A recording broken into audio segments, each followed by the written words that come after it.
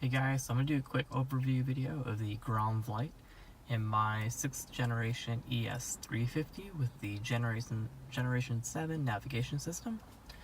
This is what the final setup looks like in my vehicle. I ended up taking out the glove compartment shelf as well as the back cabin air filter little door. I'll probably cut a notch in that and reinstall that at some point, but for now, this is my setup. I've got the Grom here with my Chromecast attached to it.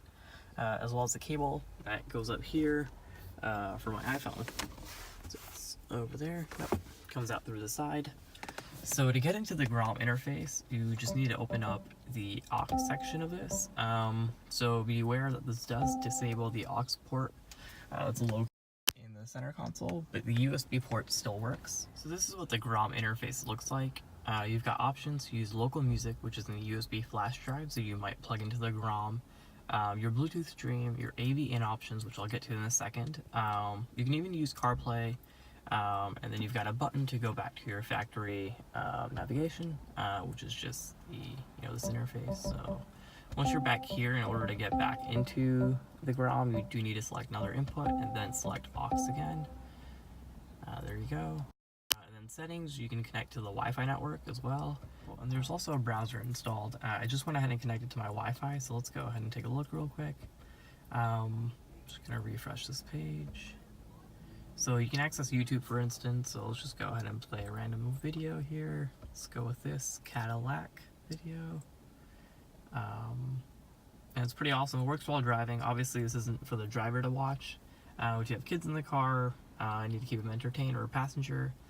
It's pretty awesome. I'll go ahead and turn up the volume here. Yeah, sounds pretty well. I can adjust the volume here. And what's pretty neat is that the steering wheel controls still work. So volume down, the volume went down. I'll go ahead and raise it, and the volume goes up. So it's pretty awesome. So right now we had a real pretty day. We're going to dig into this thing and see what we got. At some point, I'll go ahead and test out Hulu and Netflix to see if they both work as well.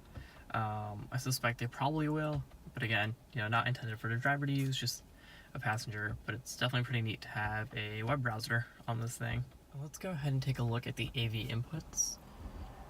The AV inputs are HDMI, AV1, and camera. This camera could be either front-facing or rear-facing.